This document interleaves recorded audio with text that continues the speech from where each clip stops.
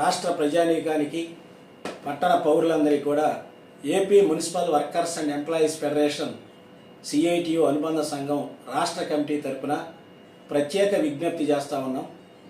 Municipal engineering కార్మికులు అంటే water section, street lighting, town planning, computer ఆపరేటర్లు, ట్యాంకు డ్రైవర్లు, పిట్టర్లు, మెకానిక్లు, పార్కుల్లో పనిచేసే కార్మికులు వీరందరూ కూడా గత 7 సంవత్సరాలుగా జీతాలు పెరగక వచ్చే జీతంతో కుటుంబాలను పోషించుకోలేక పస్తులతో గడుపుతున్నారు.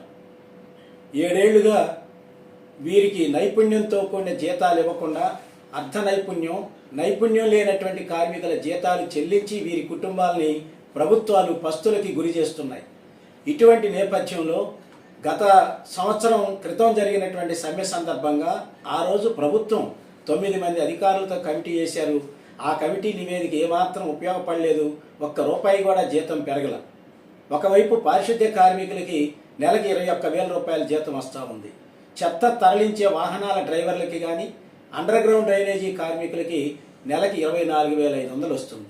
కానీ ఇంజనీరింగ్ సెక్షన్లో పనిచేసే కార్మికులకి కేవలం 15,000 రూపాయలు వచ్చే కార్మికులు ఎక్కువ మంది ఉన్నారు. 18,500 రూపాయలు చాలా తక్కువ మందికి వస్తూ ఉన్నాయి. ఈ వచ్చే డబ్బుల్లో కూడా పిఎఫ్, ఈఎస్ఐ కట్టింగ్లు పోతే 13,300 కొంతమంది, ఎక్కువ మందికి 15,500, 600 కొంతమందికి వస్తూ ఉంది. ఇప్పుడున్నటువంటి ధరలతోటి కుటుంబాలు గడవట్లేదు. ఇంటి కిరాయిలు సుమారు పట్టణాల్లో 5,000 నుంచి 6,500 రూపాయల దాకా ఉంటా ఉన్నాయి.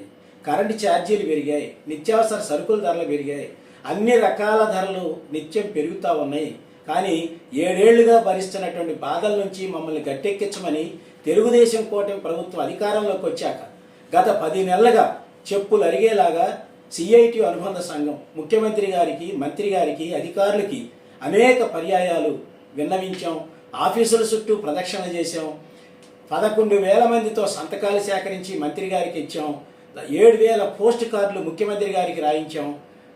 ఈ కాలంలో శాంతియుతంగా ధర్నాలు, ప్రదర్శనలు రకరకాల రూపాల్లో ప్రభుత్వానికి విన్నవించిన ప్రభుత్వం పట్టించుకోలేదు.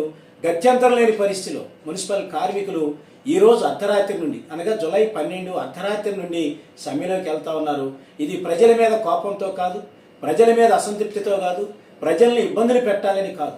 ప్రభుత్వాలు చేస్తున్నటువంటి మోసం, ప్రభుత్వాలు ఇంజనీరింగ్ కార్మికుల డిమాండ్ల పరిష్కారంలో తాత్సారం చేయటం, నిర్లక్ష్యం చేయటం, వీళ్ళ శ్రమని గుర్తించకుండా ప్రభుత్వాలు చేస్తున్నటువంటి ఈ శాశ్వత వైఖరి నిరసిస్తూ ఈ సమ్మె జరుగుతూ ఉంది. అయితే మేము సమ్మెలోకి వెళ్తున్నాం అని ప్రకటించిన తర్వాత గతంలో 2 నెలలుగా ప్రభుత్వం చర్చల పేరుతో కాలయాపన చేశారు.